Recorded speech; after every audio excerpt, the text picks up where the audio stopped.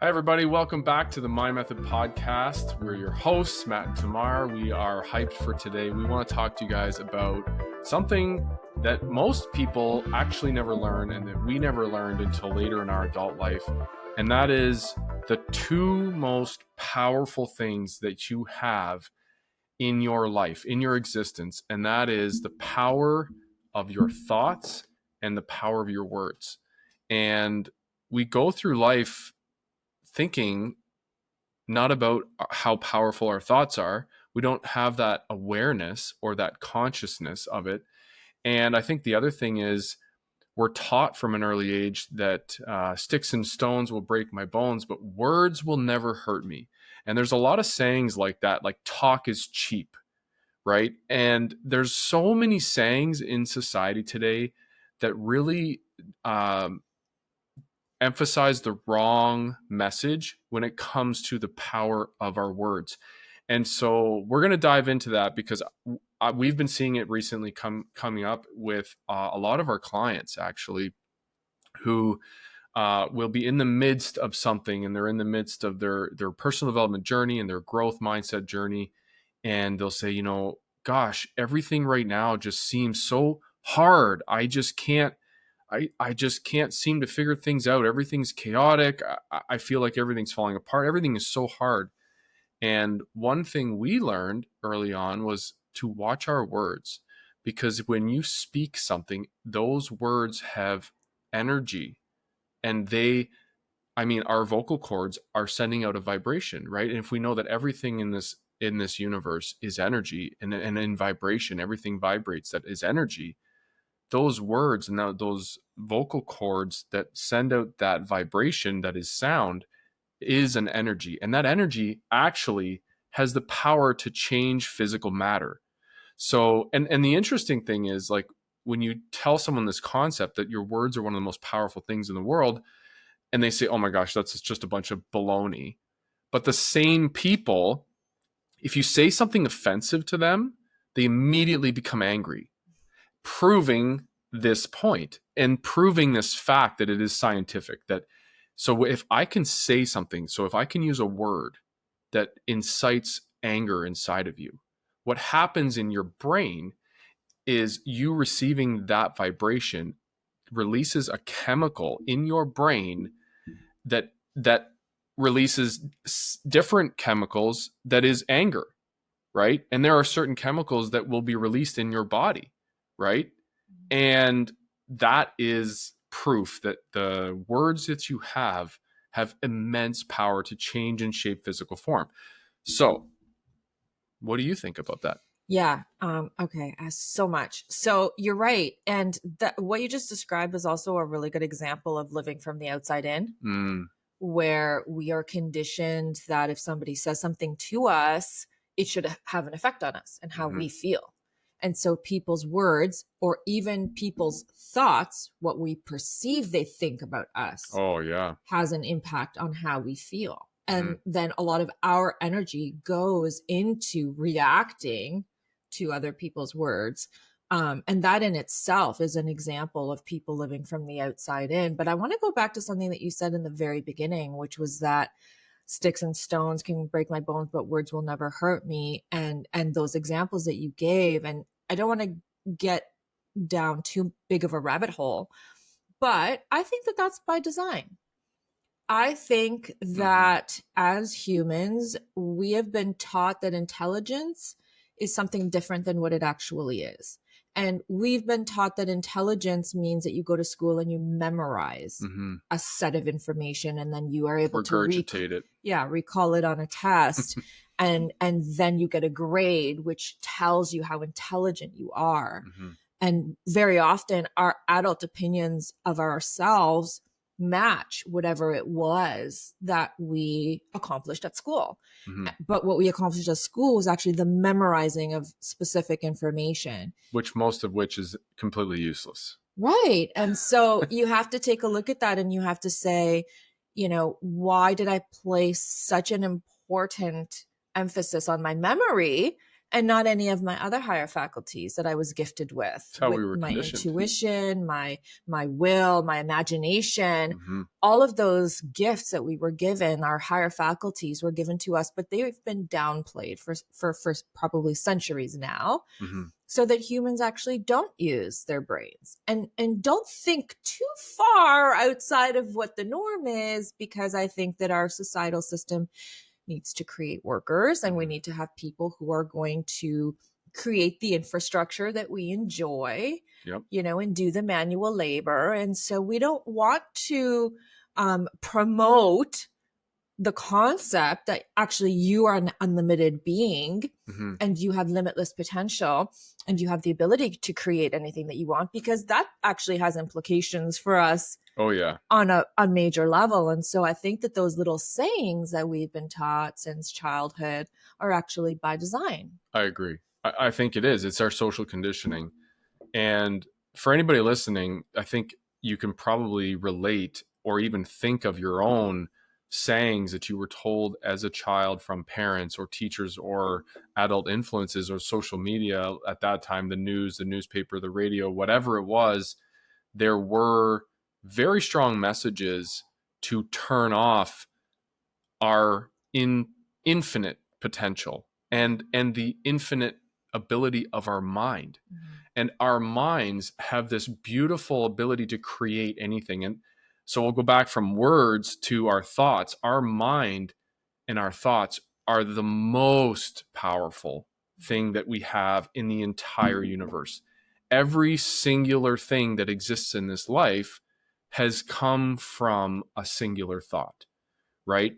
The invention of the internet. The internet was already here, but it came from someone thinking it, creating it in their mind, believing it, and then putting it into action, and it was created in physical form. But everything is already here. Everything that exists in the now and the future has already been done. Yeah. And this is an interesting concept that for most people is like, what are you even talking about? That's Yeah, I crazy. know. And that may be a little bit too deep for our listeners if you're not far ahead on your personal development journey. But I'll back up and just simply keep it to your infinite ability is only limited by the ideas that you entertain. So you can do whatever you believe you can do. That in itself, though, is such a simple statement that most people reject. Yep. And most people will say, that's just nonsense. That's just silly. Your head's in the clouds. Yeah. You are not grounded. You have no sense of reality. You can't just believe you're going to be a billionaire and just, oh, I believe it, so it'll happen. And I think what happens is because of the social conditioning and because of our environment from a very early age, that part of our concept Mm-hmm. is extinguished. Yeah, our perception of the world and our own potential Yeah. and what we expect from the world around us, and we learn very early on to shut off our creative mind, Mm-hmm. because when you compare adults to children, you can see that there's a huge shift from a very right brained intuitive human, which is the child. Mm-hmm. Children, they can use their imaginations for hours on end, and they never run out of stuff to create in their minds. Mm-hmm. And then as soon as they enter school and they're told, sit down and pay attention and memorize and learn and read and write, and very soon, by the time that they're, I don't know, 8, 9, 10, they've shut off that creativity. Yeah. Because it's not been something that's been fostered. It's not been something that's really been embraced. And in fact, very often when they are being creative, they're told, snap out of it and come and pay attention to what we're teaching you, because what you're supposed to be paying attention to right now is the logical stuff. Mm-hmm. That's going to, teach you how to do things in life. Whereas in fact, they're giving up a really beautiful skill that they should have. And children are very intuitive. Children can read people's energies. Mm-hmm. And we start to shut that off, because as adults, very, very, very early on in our adulthood, we learn to stop paying attention to our intuition, that gut feeling. No. On paper, this is what you pay attention to. You pay attention to facts. You don't pay Mm-hmm. attention to how you The feel. unseen. Yeah. And it's a shame. And in fact, not to get too deep here, but I do want to share that it's been studied that humans used to carry a gene. Now we look at psychics and clairvoyance and people that have access to a higher consciousness or other information. That's sort of been relegated into a more esoteric, fringe type Mm-hmm. of thing. But in fact, scientists have found that all humans used to carry that gene, that there's actually genes associated to clairvoyance and psychic abilities and being able to be in tune with more than what we are in our physical world. And that in fact, we've evolved out of that. So now that people who carry that gene are very far and few between, the Mm-hmm. people that have that ability. So that tells you something about the importance that we have placed on, how we're supposed to evolve, right? And that in fact a lot of those more intuitive abilities have literally been evolving out of our genomes. Mm-hmm. So it's not something just that is a phenomenon, it's actually been studied. So Mm-hmm. I think for us, one of our missions right now is to bring people back into the awareness of the importance of their thoughts and their words, Yeah. because in fact, that's the one thing that people overlook is their own abilities. 100%. I think there's been, and again, I think it's by design, but for whatever reason, forget why it's happened, but there is a very real truth to the fact that we are all conditioned to essentially be asleep and to Yeah. accept what we see in the physical realm. Mm-hmm. And we shut off, like you said, our higher faculties and how we tap into the invisible, Mm-hmm. right? And what we are on a journey of is to heighten those senses and elevate those things within us and realize that we have infinite abilities to create anything in this life, and we have intuition, and we have these beautiful senses that we were created with, that once you tap into, you I feel like we're just scratching the I surface, know. but like once you tap into them, it's like opening this door to like Narnia, where you're like, you've never been in there before, and you're like, I didn't believe that this existed, but wow, oh my god. I want to give you guys a real example, because a lot of what we're talking about is kind of like, you know it can sound theoretical at times. So I want to give you a real life example. Actually, this happened yesterday, literally yesterday, proving the point and the scientific truth that you are and you manifest exactly what you believe. So we had just left. We were voting yesterday. It's an election here in Canada. So we had just left the polling station. We were voting, and we were walking down the street, and we saw some friends of Tamar's parents. They're an older couple, and we got to talking about how they're doing and how life is and all the rest. And they said, life is just, it's really difficult right now. It's a recession. And I thought, Yeah, they just oh my God, really? And they said, our son is having a hard time. If you hear of anybody looking for, like, has an employment, he's looking for a job, he's having a really hard time. And I just thought, this is incredible, because we, and I'm not joking, we're bringing on an underwriter now in our real estate business, because I get between 5 and 10 real estate deals per day, and I don't have any time to even look at them. there's too many. There's too many abundant deals. I don't have enough time to even go, that's a good $2 million deal, that's a great $5 million deal, that's a good $10 million deal, let's buy them, let's buy them, let's buy them. We don't even have enough time to execute on the amount of opportunity. It is plentiful. And we're talking about good cash flowing multi-million dollar real estate deals that can change your life. Yeah. And they're flowing to us in abundance. And I looked at them and I thought, this is incredible in this moment, because this couple, they believe to their core being that everything in the world right now is extraordinarily hard for everyone. And they believe it, and it's manifested in their life to the point where they are blind and Yeah, because there's a oblivious. recession, it's hard to find a job. Of course. Because there's a recession, things are hard right now. So life is hard. So they're living that. They're living proof of that. You asked her if she'd been on vacation yet this year, and she said no, it's, times are kind of tight. So again, it's this whole entire thing that what you believe to be your reality, and what you believe to be in front of you that is manifested in physical form that you believe is real, Yeah. even if it may in fact be completely false. And I said to her, we're actually, we're doing real estate in the US, and it's amazing down there. So, your son should get into some real estate. And again, you can't even, a lot of people, again, it's that belief system. Paradigm. To tell someone that there's ample opportunity, ample abundance over here, they immediately reject it because how could you, this sounds unattainable, this sounds unrealistic, this sounds like a scam, it sounds too risky. Immediately limiting belief. It's just like a truckload of limiting beliefs. It's too abstract. It's and they latch onto those limiting beliefs, and that becomes their belief system, their reality, that there is a recession. And we have never had a more abundant, profitable year in our lives. Last month was our best month ever. We are thriving in this economy, and we are attracting abundance. And I can tell you it is 100% due to our belief and our attention to be able to choose our thoughts. Yeah, you have to create your own economy.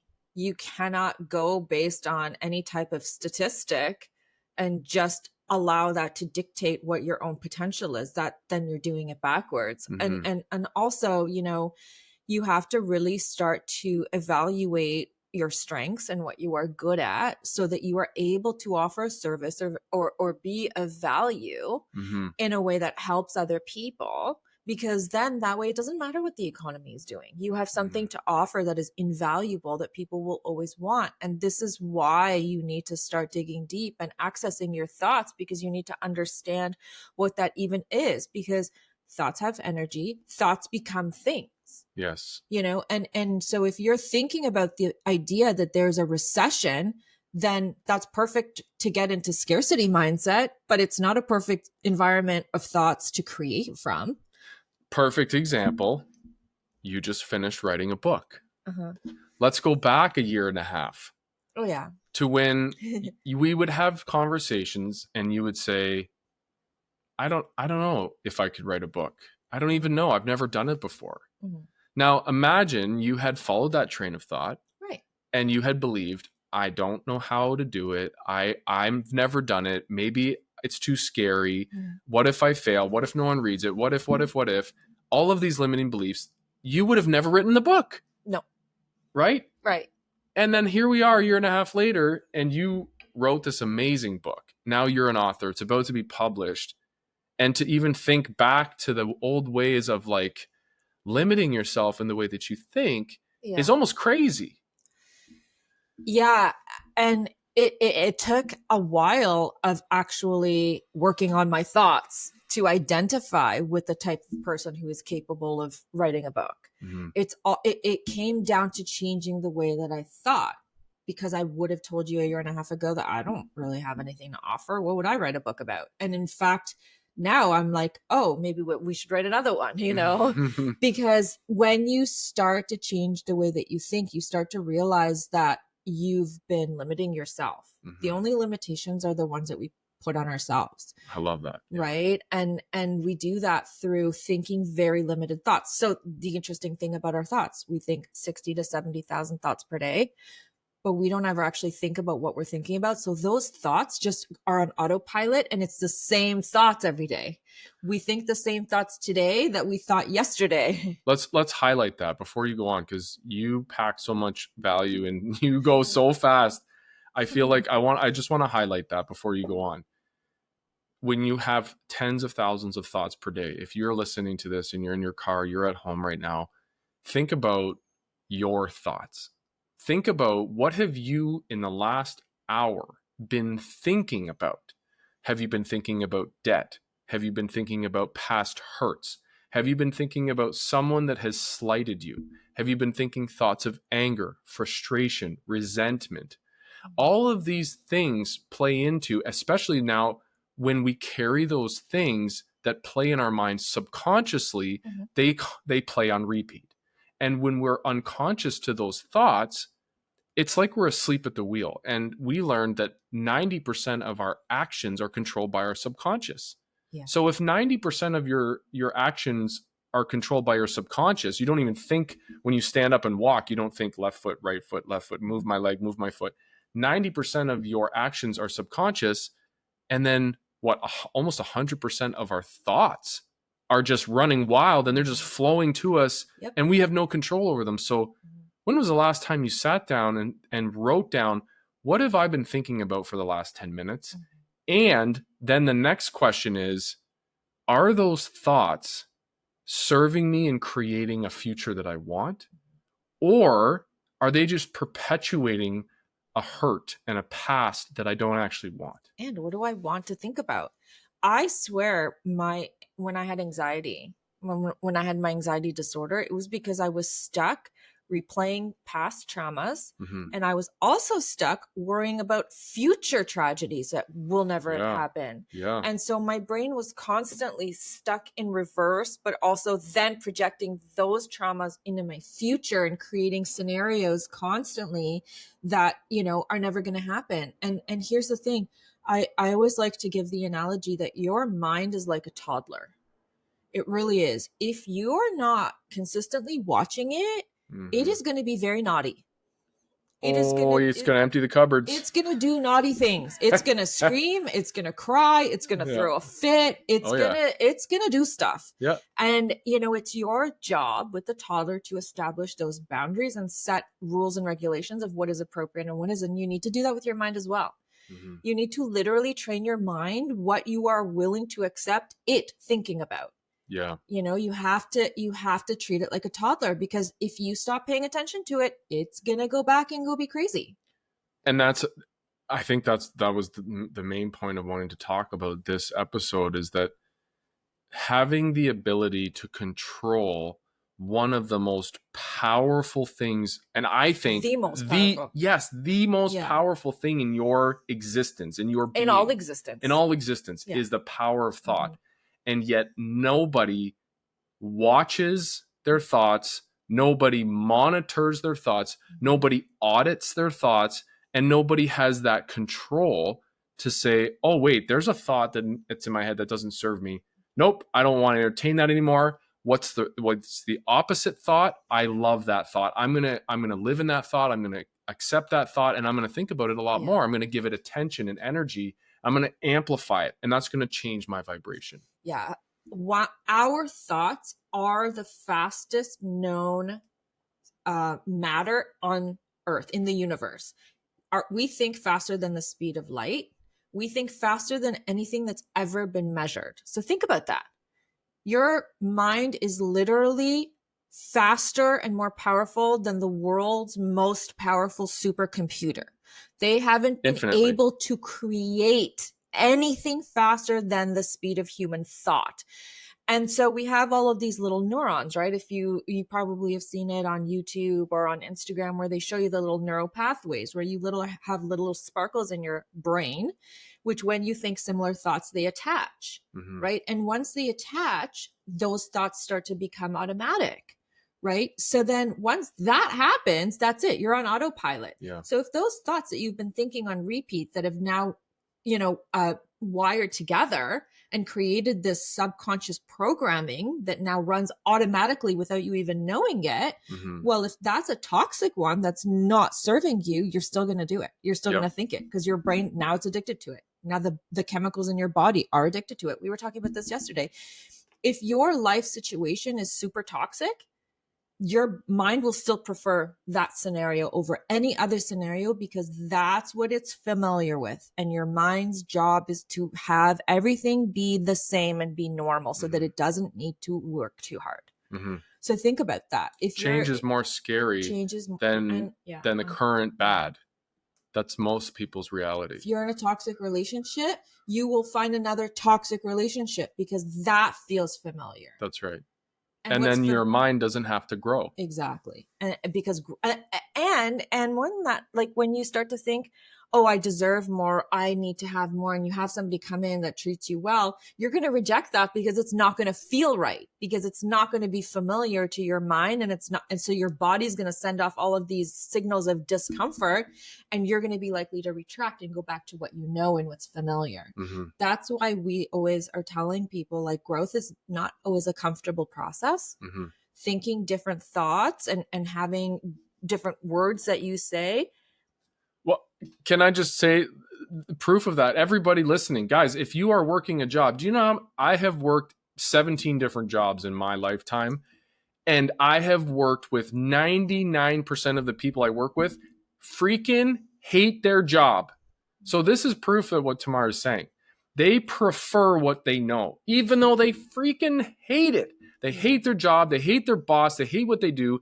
They get out of bed and they despise going to work. It angers them, and they do it every day because their mind would prefer the familiar over the alternative, which is the hard work of growing as a human being to explore your own potential. Yeah. And the crazy part, if they finally do get fed up enough that they're willing to leave, their logic dictates that they need to go and apply for a similar job. Yeah, just go find a different job, a better one. Yeah, and go do the same work in a different environment, Yes. which then works for 2 or 3 months, and then you just go back to being miserable again. Correct. Because that's the logical thing to do. Is if you don't like your job, you just go get a similar job somewhere else and go bring all your problems over there. Well, I have a background in this field. I don't have any other transferable skills. Exactly. What else would I do? That's the limiting beliefs. You're entertaining these beliefs that you're limited, that you, if you've only ever made $100,000 a year, how could you ever make $1 million a year? Yeah. And if you're looking for a job, how do you look for a job? Is you go and you look online for another job. Yeah. The neural pathways are huge. Once they're set, it's very hard to undo. Yeah. And it becomes automatic. And hopefully our goal is to wake people up. We want to wake you up in your life. We also want to give you the roadmap to let you know that it's possible for you to change everything. And it starts with the how you think. Yeah. So let's talk about how to rewire the neural pathways, because we've set up a pretty bleak picture here of all of these neural pathways that are now connected and running on an automatic program. So let's talk about how to start to rewire. Yeah. So I think it starts with a commitment to say, I would like more, and I'm committed to finding new growth. I'm committed to finding out what's more in life that I can attain. That started for you and I, and it was that first initial open-mindedness and willingness to learn. It starts there. Yeah. Most people say, I'm 50 years old, I'm never going to change. Well, then you're never going to change, right? But if you accept that, okay, I'm going to be open-minded to everything. Yeah. I'm not going to be closed-minded to any ideas, and I'm open to learning. That's step one. So then step two is study. And how do we study? We study from people who have achieved what we want to achieve. So we started learning and studying the greats: Bob Proctor, Neville Goddard, Napoleon Hill, Price Pritchett, Wallace D. Waddles. All of these greats, these authors, these scholars, also amazing students who studied personal development and growth, human potential, who mastered it and who had massive success in life, who gave that back to the community. Yeah. And so I think step one is, if you are in a place in your life where you're like, this is horrible, I don't want to be here, I don't have the abundance in my life that I feel like I deserve for myself and my family, and I'm not fulfilled. Mm-hmm. Step one is start seeking the material. Mm-hmm. Yeah. Right. Well, here's the beautiful thing. Okay. You've already been running on a series of neural pathways that are wiring together in your mind, where certain thoughts that you have, even if they no longer serve you, are running on autopilot. So we established that. So here's the exciting part, is when you no longer think about the thoughts that no longer serve you, and in fact, you replace them with thoughts that do, they're going to start to disappear. And then you will start, through repetition and consistency, to reprogram the thoughts that you do want to think. And in the beginning, people always think it's a little bit silly to write down I am affirmations or to listen to the same type of material or suggestion over and over again. But listen, This is for your mind. This is not for your logic. That's like, I don't know. Because your mind, certainly your subconscious mind, will accept whatever ideas you give it. It doesn't know right from wrong. Mm-hmm. You've given it toxic ideas to this point. It's accepted it, and it's created a program for your reality that you're running on. Yeah. So start to reprogram, right? And then you're taking these new neural pathways. So I'm strong, I'm capable, I'm a multimillionaire, whatever it is that you want to think about. And then guess what happens? Enough repetition, you're going to create new software. And that's going to be your new operating system. So all of a sudden, your mind is going to go, oh, wait, we're a multimillionaire. Okay, let me work towards that. Mm-hmm. And you're going to begin to literally reprogram. And when you're thinking about this and you're like, I don't know, think about where you're at to this point in your life. And think about the idea that you haven't actively created your life. Your parents taught you certain lessons, your school system and your mentors and people that have influenced you have taught you how to look at the world. So your perspective and how you see things, even how you see yourself, have been a series of messages given to you. So now you get to pick. It's so empowering. You get to pick how you want to think, and you get to create those new neural pathways and those new patterns that are going to rewire your mind, mm-hmm. right? It's super exciting because it's never too late. Yeah. Your mind will always accept, new ideas and new thoughts, as long as you have the consistency to repeat the same idea over and over again until your brain finally gets it, because you've probably had a few decades worth of thinking the same thoughts to get to where you're at. So now we just need to reprogram with new thoughts. And that's really exciting because for a lot of people too, and we keep seeing it more and more now, I feel like clients that come on board, they're getting it faster and faster. Like within a few days now. I'm like, it used to be like 5-6 weeks. I know, or months. Or months. Or now it's we've had people in a few days now. They're like, oh my God, I can't believe I didn't think about it this way before. Yeah. And it's just, it's like turning on this light bulb of like, oh my God. And then it makes so much sense. Now that I've said that though, I want to go to the other, client avatar that we have, which is people who maybe have been in our program for 6, 7, 8 months and have worked with us and are like, I still feel stuck. I'm doing it wrong. No, you are never doing it wrong. You are on your own journey, which is unfolding in perfect timing for you. Mm-hmm. The only way you're doing it wrong is if you give up. I will say this. There is a correlation between consistency and results. And so what we typically see is the people who are 6 months in and they're like, I'm not quite clear on my goals. I can't attach emotion to them. I can't visualize. I can't really sit down and meditate. And I say, how many days have you missed your millionaire morning this month? Well, I've only done it a few times. Mm-hmm. There's a direct correlation between the consistency and the results. This is the same as working a muscle. If you go to the gym once a month, you'll never be fit. So if you work on personal development once a month, you will never change your life. So if you want to change your thinking and change your environment and change your income and change everything about your life and to live a life of purpose and fulfillment and of impact, which you should want to do, you live one life. You're not here to consume. Yeah. To live a life where you can feel like you're thriving, living your authenticity, living in love and gratitude and giving to others. If you want to have a life like that, you can have it. You have to choose it. Yeah. But it comes with consistency, right? Yeah. So maybe I'll say it differently. Some people have certain paradigms that are harder to break. For sure. 100%. So some of our clients have elements of their personalities that they think are fixed. They're deeply rooted paradigms. Deeply rooted paradigms that can take longer. Yes. To sort of break apart and question and identify and rewire. And so in those situations, for some people, their journeys can feel longer. Agreed. Maybe that's what I'm trying to say. Agreed. So now we have an exciting announcement.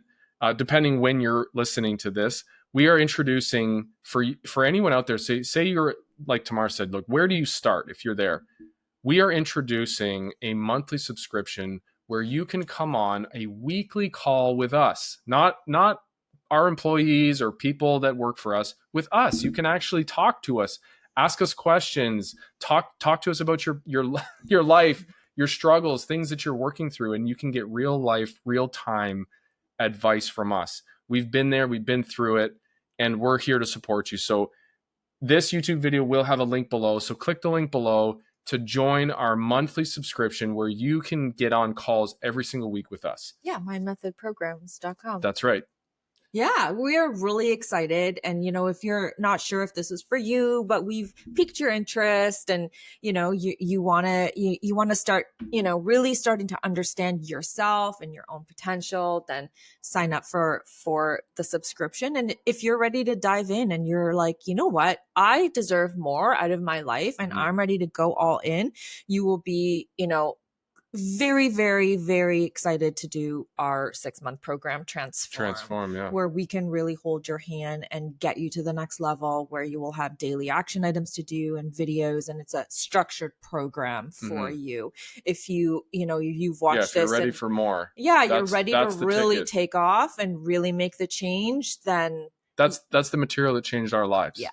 And it's changing our clients' lives. We have clients that have retired in 4 months, 6 months, 7 months.